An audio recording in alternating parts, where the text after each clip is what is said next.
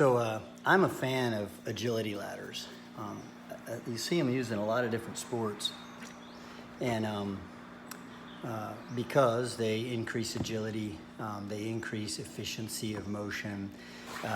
They can humble even the best athlete pretty quickly, I think. And I'm not the best athlete, but I feel like the agility ladder is something that is valuable.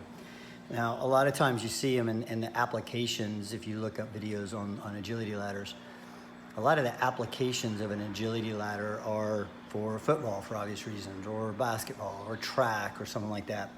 And so relating the agility ladder to a dojo context sometimes might be kind of challenging, but I thought I'd take a few minutes today and give you a few ideas on how I think agility ladders can be valuable to karateka.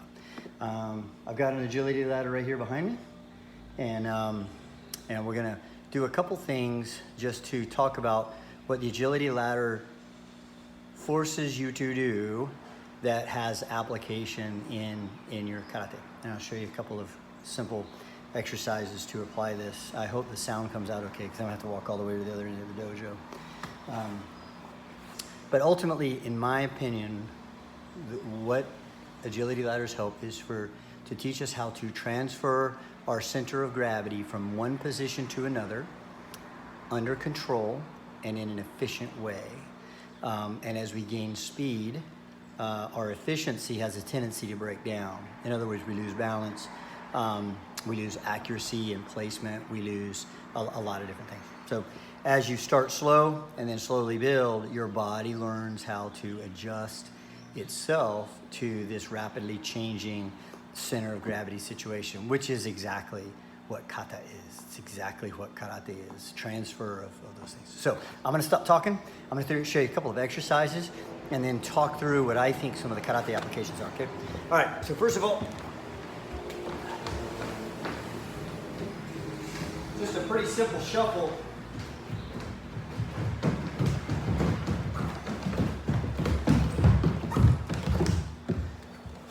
Okay, so all we're doing is going inside, inside, and then step out, lift out the out foot. So it's 1, 2, 3, 4. And then moving up a square, 1, 2, 3, 4. Again, in order to do this efficiently, your body has to shift your center of gravity from one side of the ladder to the other while moving. And that means your arms have to be engaged, your hips have to be engaged, your legs have to be engaged. Your hips cannot rise, they need to drop, okay? All right, next quick exercise. Very similar, 1, 2, 3, touch.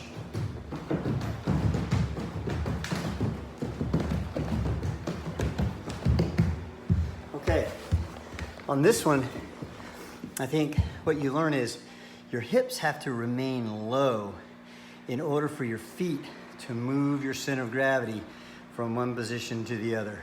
It's the same in the previous one as well. All right, so I really like this one. I'm gonna show you one more.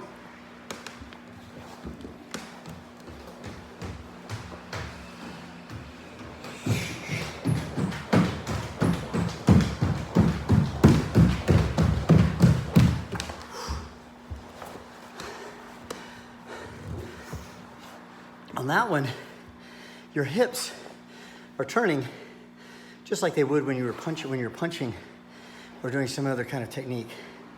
What I've always noticed is that beginning karate people, karateka, when they first learn how to punch, you watch them in kumite when they fight, and generally you see something like this. This rising tendency when they throw, their hips come up, they punch, and there's this rising tendency. Their hips lift at the very time, decapitated myself. Their hips lift at the very time they should be dropping down. Now, the thing about it is, you want to be light on your feet. That exercise requires you to be on your toes, light on your feet, but your hips, you have to drive your hips down.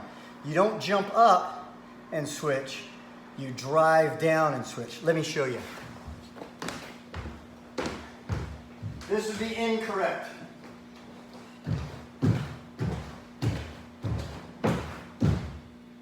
hips are coming up. What I'm more looking for is hips down. I'll go the opposite direction. Hips down. Okay. And we are going to drive our hips down while turning. But we have to be light on our feet.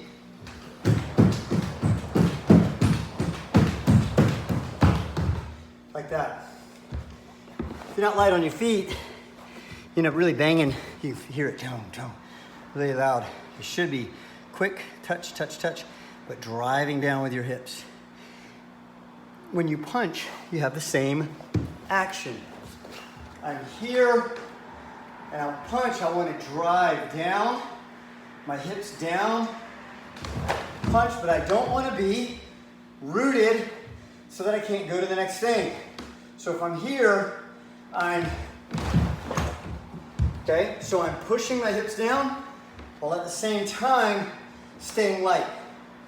I think this agility ladder, this and other exercises as well, but the more exercises that you do getting that footwork will help you manage your center of gravity, manage your power generation, manage your balance, and be able to move with efficiency, looseness, right? Loose muscles are fast muscles, but then also to be able to use your body to gain efficiency and power generation. So that's why I like the agility ladder. Let me know what you think. Good training.